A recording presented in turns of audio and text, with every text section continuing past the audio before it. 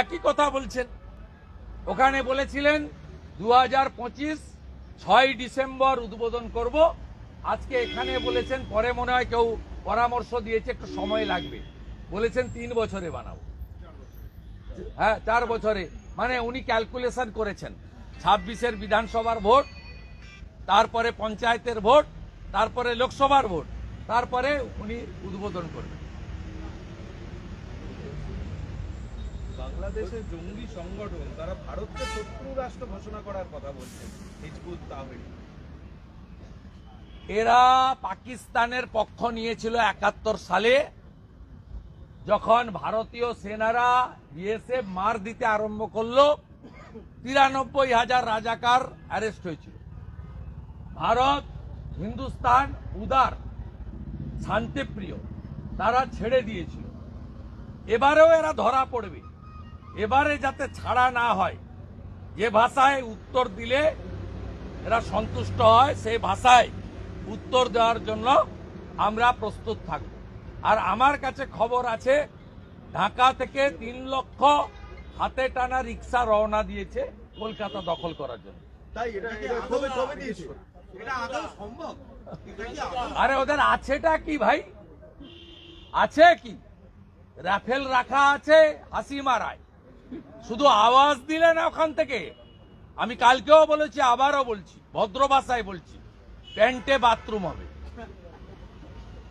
বলছি, বিদেশ সচিব বাংলাদেশে গিয়েছে, একটা আশার আলো দেখা যাচ্ছে দুদেশের মধ্যে সম্পর্ক আবার যাতে পুনরায় ঠিকঠাক ভাবে জায়গায় যায়। কালকে বৈঠক আছে। আমি বলতে পারবো না, আমি পররাষ্ট্র দপ্তরের কেউ নই, আমি সেন্ট্রাল গভর্নমেন্টেরও পার্ট নই, আমি এগুলো নিয়ে বলতে পারবো না। এর জন্য পররাষ্ট্র সচিব আছেন, পররাষ্ট্র দপ্তরের ব্রিফিং পার্সন আছেন, পররাষ্ট্র মন্ত্রী আছেন, পার্লামেন্ট চলছে, সরকার দায়বদ্ধ পার্লামেন্টে। আমি একজন বাঙালি, আমি একজন হিন্দু, আমি আমার হিন্দুদের জন্য পৃথিবীর যে প্রান্তেই আক্রান্ত হলে আমার যন্ত্রণা হয়। অনেকেরই আপনাদের অনুভূতি আছে, ওপারে আত্মীয় স্বজন আছে। আমার মা নিজে জন্মগ্রহণ করেছেন বরিশালে, অর্থাৎ আমার অনুভূতিটাও সরাসরি আছে। আমি সেই অনুভূতি থেকে এর প্রতিবাদ করছি আমার মতো করে। প্রথম দিন থেকে বাংলাদেশ ডেপুটি হাই কমিশনের নামা থেকে আমি যত ধ্বজ, জাতীয় পতাকা নিয়ে কর্মসূচি যারাই করেছেন, যারা আমাকে ডেকেছেন, আমি যুক্ত হয়েছি। আগামীকালও বঙ্গীয় জাগরণ মঞ্চ থেকে বসিরহাটের বর্ডারে ঘোজাডাঙ্গাতে অবরোধ রেখেছেন, সেখানে আমিও উপস্থিত হয়ে তাদেরকে খানিকটা সময় সঙ্গ দেব। বলছি, বিএনপি নেতা সেটা হচ্ছে মুখ্যমন্ত্রী আজকে বললেন যে সীমান্তে বহু মানুষ অপেক্ষা করছেন পশ্চিমবঙ্গে বা ভারতে প্রবেশ করার জন্য।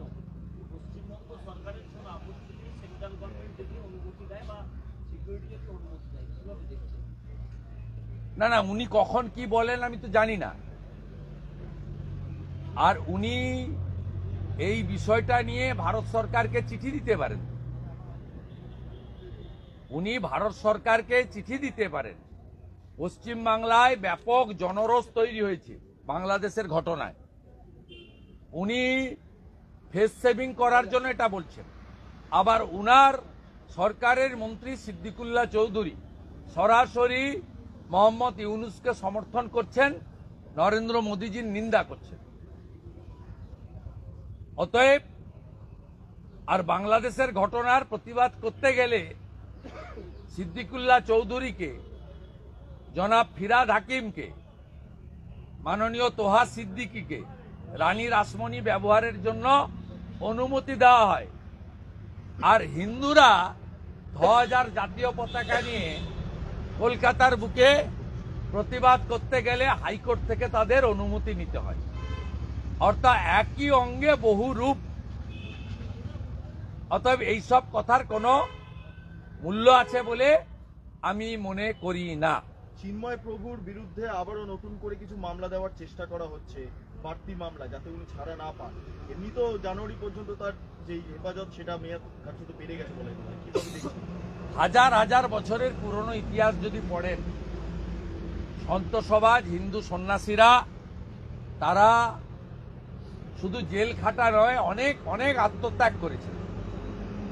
আপনি যদি মোগল পাঠান সাম্রাজ্যের ইতিহাস পড়েন তাহলে বাবর থেকে ঔরঙ্গজেব এরা রাষ্ট্রবাদী হিন্দুত্ববাদী কত সন্ত সন্ন্যাসীকে শুলে চড়িয়ে মেরেছেন নির্মমতার সঙ্গে, কত হিন্দু রাজাকে গিলোটিনে তুলে মেরেছেন, তার নজির প্রচুর রয়েছে।